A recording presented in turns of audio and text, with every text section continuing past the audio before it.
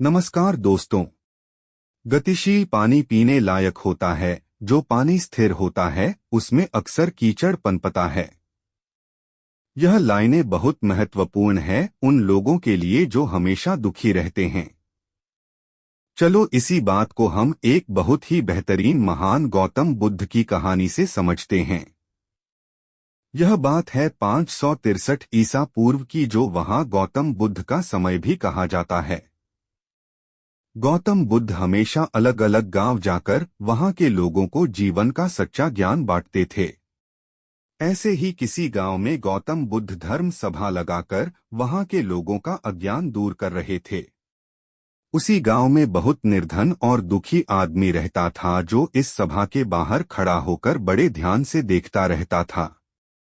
वह देखता था कि जब भी कोई अशांत और दुखी आदमी इस सभा के भीतर जाता है, तब ऐसा लगता है जैसे वो दुनिया का सबसे बदनसीब इंसान हो, मगर लौटते समय उसके मुख का तेज और खुशी दुनिया के सबसे खुशनसीब और सुखी इंसानों वाली होती थी।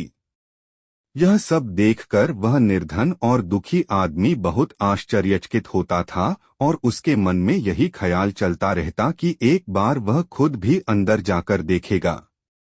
जब कई दिनों तक ऐसा होता रहा तो उससे अब रहा नहीं गया और वह उस सभा के भीतर जा पहुंचा, इस सोच के साथ कि अपने दुख और निर्धनता का निवारण करके सुखी हो पाएगा।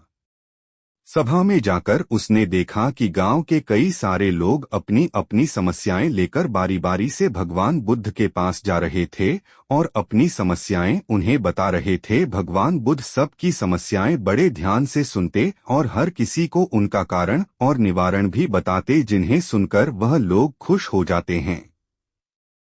जैसे ही उस निर्धन दुखी आदमी की बारी आई तो वह भी भगवान बुद्ध के चरणों में पहुंच गया। उसने अपनी गरीबी और निर्धनता का कारण पूछते हुए भगवान बुद्ध से कहा कि मेरे इस गांव में सभी लोग अमीर हैं, सबके पास बहुत धन है, जिससे वह सुखी भी है।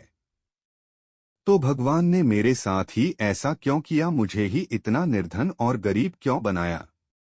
गौतम बुद्ध ने उस व्यक्ति की तरफ देखा और मुस्कुराते हुए कहा, तुमने अपने जीवन में कभी भी किसी को कुछ भी नहीं दिया, इसीलिए तुमने निर्धन और गरीब हो। यह सुनकर उस गरीब को और भी ज्यादा आश्चर्य हुआ। उसने कहा, गुरु जी, आप ये क्या कह रहे हैं?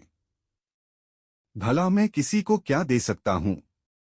मेरा खुद का गुजारा मांग मांग के चलता है।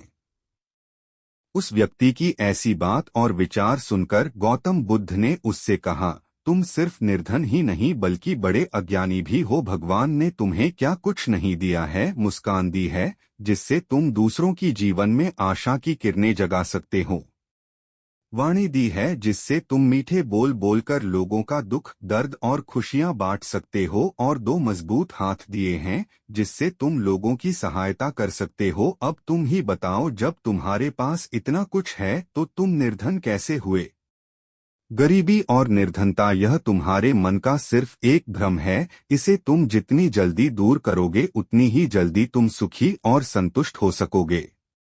वह व्यक्ति अब गौतम बुद्ध से ज्ञान प्राप्त करके अपनी दुख और दरिद्रता का कारण समझ चुका था।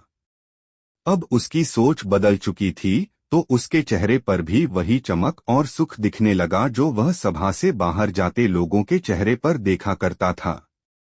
दोस्तों, शुरू की दो लाइनों का अर्थ शायद आपको समझ में आया होगा। गतिशील पानी यानी वक्त के साथ बदलते सकारात्मक विचार और स्थिर पानी यानी नकारात्मक पुरानी सोच, जो हमेशा आपको दुख और असंतुष्टि का एहसास कराती रहती है। इसीलिए जो विचार हमें दुखी करते हैं, हमें उन्हें बदल देना चाहिए, क्योंकि हो सकता है वह केवल एक भ्रम हो। हम आशा करते हैं कि यह कहानी पसंद आई होगी। वीडियो को लाइक करें और चैनल को सब्सक्राइब जरूर करें।